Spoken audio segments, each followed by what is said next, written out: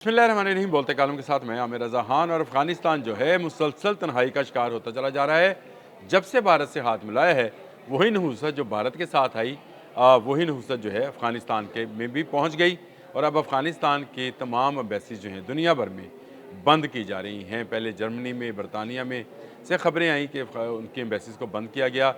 बहुत सारे ममालिक में उन पर पाबंदियाँ लगाई गई हैं, बशमूल अमरीका, कनाडा, वहाँ से पाबंदियाँ लगी। लेकिन अब जो ताज़ा तरीन खबर आई है वो जापान से है। जी हाँ, जापान ने भी तालिबान एम्बेसी को जो है बंद कर दिया है। तालिबान पहले ही आधी से ज़ायद दुनिया में तो तस्लीम ही नहीं किए जाते, यानी उनको किसी मुल्क का हुक्मरान तस्लीम नहीं किया जाता है। लेकिन जो बाकी आधी दुनिया बची थी वो भी आहिस्ता आहिस्ता तालिबान को छोड़ती चली जा रही है। और इसकी बुनियादी वजह खुद तालिबान खुद हैं, यानी तालिबान की वो पॉलिसीज़ जो वो अपनाए हुए हैं इंटरनेशनल रिलेशंस के अंदर, उसके बायस लोग इनसे दूर हटते चले जा रहे हैं और तालिबान आलमी तन्हाई का शिकार होते चले जा रहे हैं। जापान में एम्बेसी का बंद होना तालिबान के लिए एक बड़ा नुकसान है। और ये इसी तरह से है कि जैसे अब फार ईस्ट में तालिबान के लिए कुछ नहीं बचेगा। इससे पहले तालिबान अपने इर्द गिर्द के ममालिक के साथ अपने सफारती तल्लुकात जो हैं उनको ख़राब कर चुके हैं। और ज़्यादातर वजूहात वही हैं जिस पर पाकिस्तान ने भी आवाज़ उठाई थी कि तालिबान अपनी सरजमीन को दूसरे ममालिक में दहशत गर्दी के लिए इस्तेमाल होने दे रहे हैं, जिसकी वजह से TTP पाकिस्तान में कार्रवाइयाँ कर रही है। इसके बाद ईरान ने आवाज़ बुलंद की, ना सिर्फ आवाज़ बुलंद करी बल्कि वहाँ से अफ़गान महाजरीन को भी निकाला।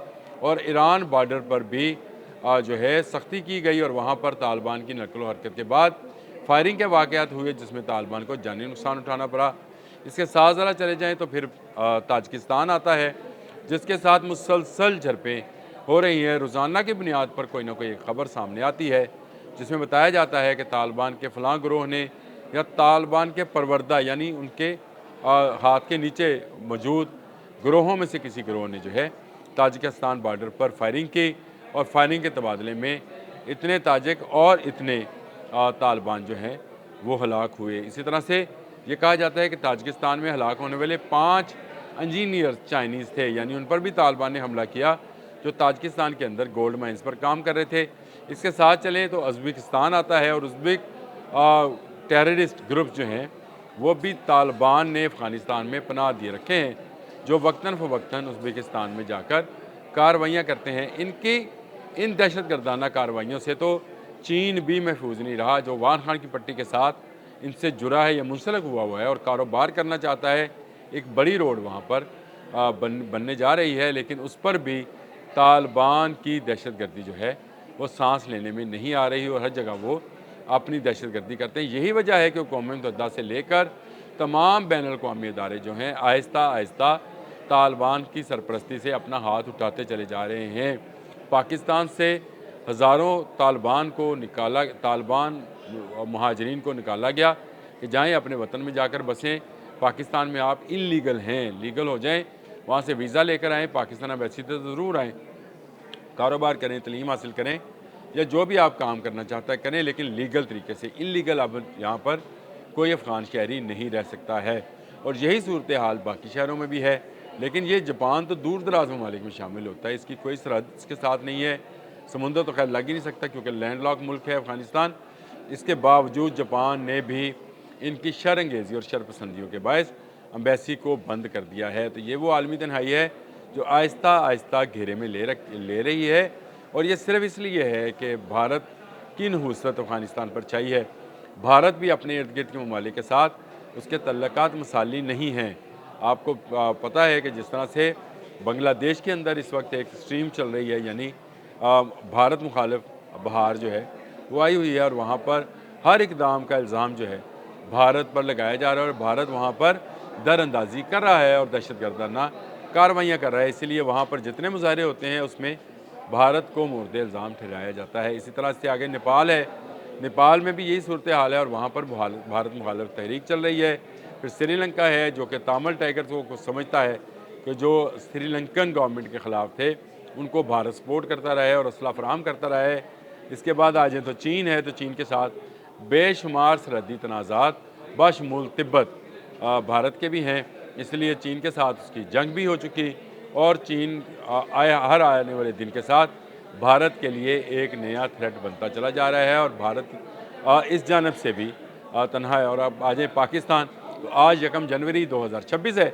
2025 मई में भारत ने पाकिस्तान पर दरअंदाजी की, यानी हमला किया, लेकिन मुंह की खाना पड़ी और उसके जहाज़ तबाह हुए। और यूँ आप उसके इर्द गिर्द के तमाम ममालिक को गिन लें, कोई एक मुल्क भी इस वक्त भारत के साथ नहीं है।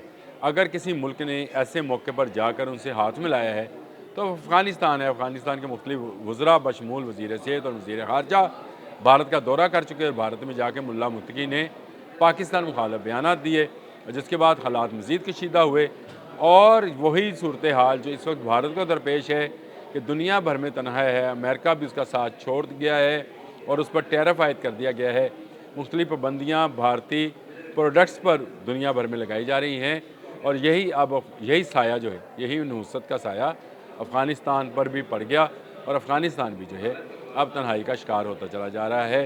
ये नुसरत उस वक्त छटेगी जब भारत अपनी तोसी पसंदाना पॉलिसी को ख़त्म करेगा और अफ़गानिस्तान अपनी दहशत गर्दाना पॉलिसी को ख़त्म करेगा, यानी उसके ख़त्म करने का ऐलान करेगा और बताएगा, लिख कर दुनिया को ये बताएगा कि अब उसकी सरज़मीन किसी दहशत गर्द गिरोह के लिए महफूज सरज़मीन नहीं होगी। जो मतलूब दहशत गर्द हैं जिन जिन ममालिक के हैं, चाहे वो रशिया है, उज़्बेकिस्तान है, ताजिकिस्तान है, ईरान है, चाइना है, पाकिस्तान है, इन तमाम ममालिक को जो है वो वापस करेगा। यानी TTP के वो मतलूब दहशत गर्द जो इस वक्त अफ़गान सरज़मीन में तालिबान के ज़ेर साया शाहाना ज़िंदगी बसर कर रहे हैं और मज़ीद ख़ुदकुश और मज़ीद दहशत गर्द जो हैं उनकी भर्ती और ट्रेनिंग का काम कर रहे हैं, उनको पाकिस्तान के हवाले करेगा। जो चीन में सिंकियांग में जो कुछ कर रहे हैं उनको, जो ईरान की तरफ दहशत गर्दी करना चाहते हैं, ताजिकिस्तान और उज़्बेकिस्तान में दहशत गर्दी करना चाहते हैं, उन ग्रोहों के उन लोगों को जो कि मतलूब हैं और उन ममालिक से तल्लक रखते हैं, उनको उनके हवाले करेगा। जब तक अफ़गानिस्तान ये इक़दामात नहीं करेगा, दुनिया उससे मुँह मोड़ती चली जाएगी। जापान के जाने का मतलब ये है कि एक बड़ा सनती मुल्क जिसकी प्रोडक्ट्स पूरी दुनिया में इस्तेमाल की जाती हैं और अफ़गानिस्तान में भी आती हैं, वहाँ पर भी अब इन पर महदूद पैमाने पर पाबंदियाँ लग जाएंगी और ये पाबंदियाँ आने वाले दिनों में मज़ीद अफ़गानिस्तान के अंदर मुआशी बहरान का बायस बनेगी। इस वक्त भी अफ़गानिस्तान में कोई अच्छी सूरत हाल नहीं है। वहाँ पर खुराक की किल्लत है, अद्वियात की किल्लत है और वहाँ पर सामान जो रोज़मर्रा का ज़रूरी का सामान है, अशिया ज़रूरिया जिनको बोला जाता है, उसकी भी किल्लत है।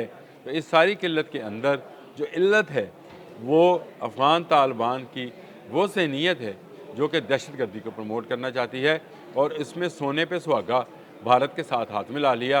भारत भी तोसी पसंदाना नज़रियात रखता है और एक तोसी पसंदाना नज़रियात एक दहशत गर्दाना नज़रियात के साथ मिले तो दुनिया के लिए कितना बड़ा ख़तरा साबित हो सकते हैं, उसका अंदाज़ा आप लगा सकते हैं कि यूँ अमेरिका ने भांप लिया, दुनिया ने भांप लिया कि अफ़गानिस्तान और भारत मिलकर दुनिया को, पुरअमन दुनिया को जो है जंग की दुनिया में तब्दील करना चाहते हैं और इसी में इनका फ़ायदा है। ये समझते ये हैं कि इस तरह से वो मज़ीद ताकत, मज़ीद जो है इलाके हासिल कर लेंगे, लेकिन यह सब खाम ख्याली है। ना अफ़गान इस काबिल हैं, ना भारत इस काबिल है। हमने दोनों को साबित कर दिया कि ये इस काबिल नहीं है कि दुनिया के साथ लड़ सकें। लेकिन आहिस्ता आहिस्ता आलमी तन्हाई का शिकार अफ़गानिस्तान भी हो रहा है, भारत भी हो रहा है। अगर जल्द समझ जाएँ तो दुनिया अमन का, यानी दुनिया क्या, ये ख़ित्ता जो है जिसमें हम आबाद हैं, ये अमन का गहवरा बन जाएगा। भारत ने चाहा तो ये था कि पाकिस्तान की मगरबी सरहद को भी गर्म किया जाए, लेकिन हमने उसको ऐसा ठंडा किया है कि वो रहती दुनिया तक याद करेंगे। लेकिन अब भी अगर भारत जो है पाकिस्तान की तरफ उसने 2026 में भी कोई शरारत करने की कोशिश की तो उसको मुँह तोड़ जवाब दिया जाएगा। लेकिन अफ़गानिस्तान के लोगों को, तालिबान को ये समझना चाहिए कि अगर वो मुसलमान हैं और कलमा तैयबा पढ़ते हैं तो उनको पाकिस्तान का साथ देना चाहिए, उनको दहशत गर्दी का, उनको लाक़ानूनियत का साथ हरगिज़ नहीं देना चाहिए और भारत से मिलाया हाथ वापस खींच लेना चाहिए। अब तक के लिए इतना ही। अल्लाह हाफ़िज़।